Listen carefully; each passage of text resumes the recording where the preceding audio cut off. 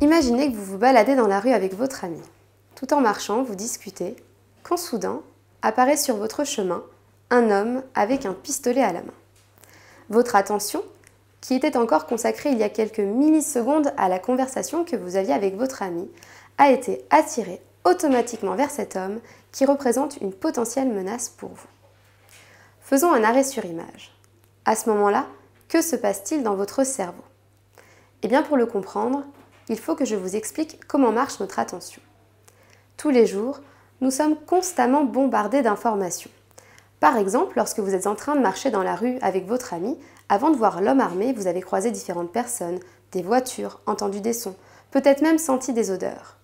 Et si je vous demandais parmi toutes ces informations de me dire de quelle couleur était le manteau du petit garçon que vous avez croisé quelques secondes avant de voir l'homme armé, vous seriez incapable de me répondre, et c'est normal.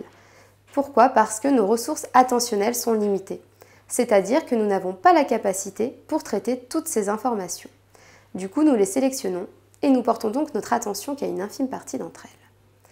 Et bien dans ma thèse en psychologie cognitive, j'ai fait l'hypothèse que c'est la pertinence d'un événement qui fait que cet événement va attirer automatiquement notre attention.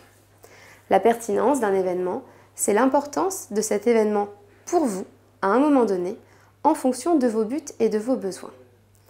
Pour simplifier les choses, si c'est l'heure du goûter et que vous avez faim, et que je vous propose un gâteau au chocolat, ce sera pertinent pour vous. Maintenant, si vous venez de sortir de table et que vous n'avez pas faim, et que je vous propose ce même gâteau au chocolat, ce ne sera pas pertinent pour vous.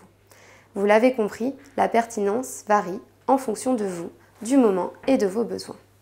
Mais ce qu'il faut retenir, c'est que si un événement est pertinent pour vous, alors il attirera automatiquement votre attention.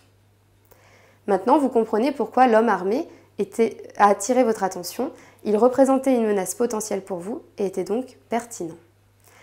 En théorie, nous serions capables d'évaluer si un événement est pertinent pour nous sans même que nous en ayons conscience. Eh bien en pratique, les travaux de ma thèse sont les premiers à montrer que c'est possible. C'est-à-dire qu'un événement qui est pertinent pour nous et dont nous n'avons pas conscience peut influencer notre comportement à notre insu.